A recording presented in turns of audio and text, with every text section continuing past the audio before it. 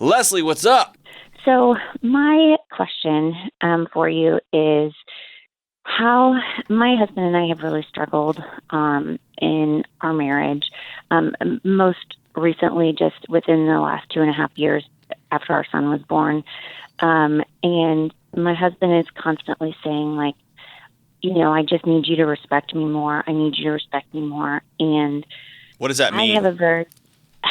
Does that mean do whatever I want and what I say? No, I think in his eyes, he wants me to maybe put him first. And I have no problem doing that. But a lot of times in my eyes, he does not do anything to deserve it or put me first or our marriage or our son first. How long have you been married? We've been married. It'll be 4 years this coming 2021. So is this new for him? It's emerged over the last couple of years? Did things change when you had a kid? Or has he always been pretty much women need to know their role and this is how my house is going to run? No, he's not like that. Okay. He's not like that. He is just, honestly, it's mostly when our son was about 4 or 5 months old. My husband is kind of just, and Dave had talked about the Enneagram on the show, so I got the book. My husband is an 8. Like, his face showed up when I read chapter 8. Like, that is my son, or that is my husband. And he is in law enforcement. And I think that a lot of his personality comes from the anxiety and the stress of his job, which I clearly understand. Right. But I, too, am a full-time working healthcare professional, and I work more than full-time. And I come home and I do all the things. Right. The only thing my husband contributes to our marriage and parenthood is his paycheck. And it's heartbreaking. Yeah. He's just not a warm and fuzzy place to come home to. Yeah. Have you told him this? Yes. And how did that conversation go? Like, when you sat down, not in a fight, but in a what I would call an intimate moment, and said, "Hey, look, I know your job is really hard, and for the past couple of years, it has been super hard, both existentially, practically. It's been really tough. You're there in St. Louis. Y'all have gotten it worse on top of worse on top of worse, right? Yes. Brutal. All sides telling your husband, both explicitly and implicitly, you're kind of worthless. And he has a kid, which throws a wrench in the gears of every marriage. Good ones, hard, like broken marriages, all of them. Having a kid is hard. And then he's got a wife who's working full time on top of another job, right? And you're picking up your share of trauma during all the medical stuff, man. You've been living a zoo too. So I'm hearing that. That's a lot of conflict, a lot of storms, a lot of stuff. And you sit down and you walk this through with him and then say, I need you to be a warm person to come home to. I need to be able to fall into you. I need you to be there to catch me because I love you, and I'm going to be there to catch you. And his response is what? Well, I'm just not a touchy-feely person. Or, and that's kind of what he says. Like, I want to, when he comes home, I want to give him a hug and show him, I'm glad you're home. And he, every time I go to hug him, comes up with an excuse to not hug me. Or if I want to go to kiss him, he'll kind of roll his eyes that he has to kiss me. Or so, is there other things going on? No.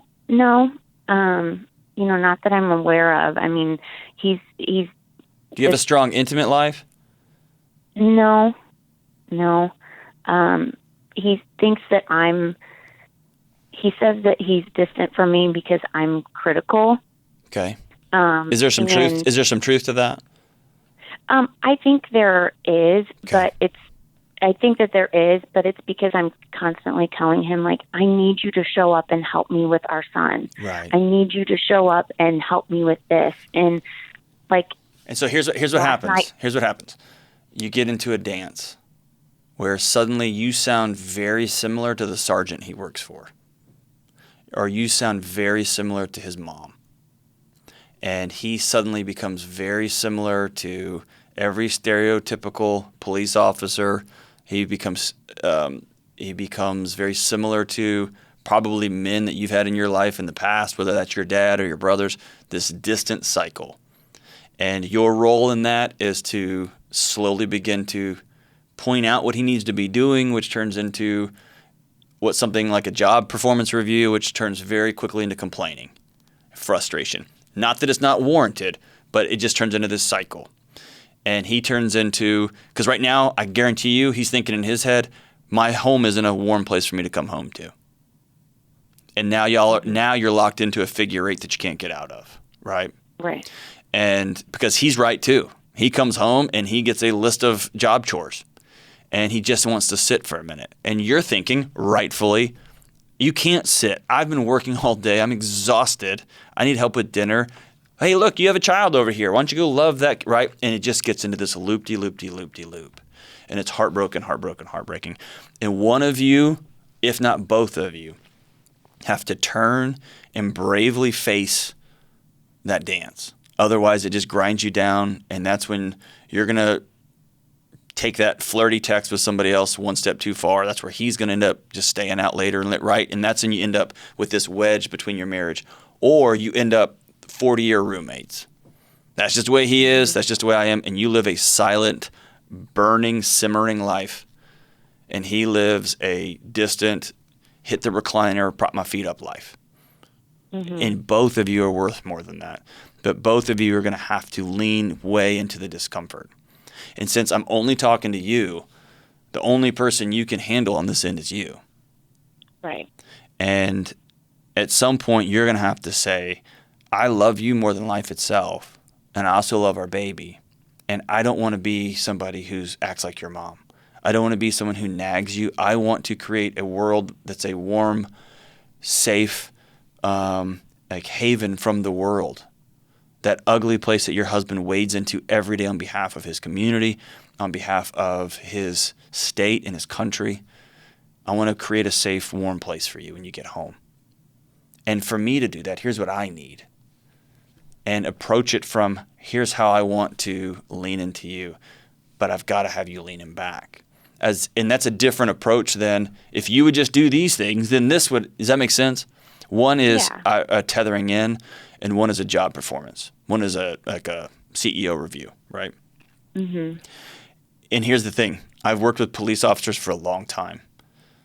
No one will ever know what they go through. And I've also worked with healthcare professionals for a long, long time. No one will ever know what they go through.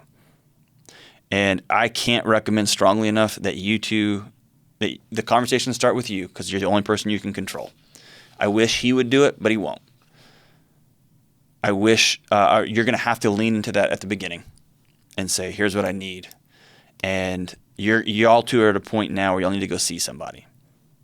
Right. And I have. Okay. I have been seeing someone. And he won't, or he's open to it, sort of ish? Okay. No. Okay. Nope. That's weak. Okay. I've loved those police officers my whole life. And it's heartbreaking and it's hard. But I've know those guys and they've got great hearts, and there comes a moment when if they open that door, there's a fear that I can never close it again. And I understand that from the stuff they've seen, the stuff they've experienced, their childhood stuff, all of it. And so at the end of the day, you can work on you. And you can continue to model and lean in. What I'm going to tell you is nagging, complaining, fighting solves nothing ever. It becomes a burden that you carry. And if he will call me, I'll tell him the reverse of that. Demanding respect without earning it, demanding warmth without giving it, again, is a fool's errand. It never works. Right. And at the end of the day, both of you, in your own weird, loving ways, are choosing the misery that y'all are both living in. And I hate that for you. Okay. Until he decides that he wants to deeply connect with you, at the end of the day, all you can work on is you. I wish I had a more optimistic thing to tell you. I can tell you this, though. I can tell you this, Leslie. I've sat with a lot of police officers, a lot of them, who have made some extraordinary moves in their life.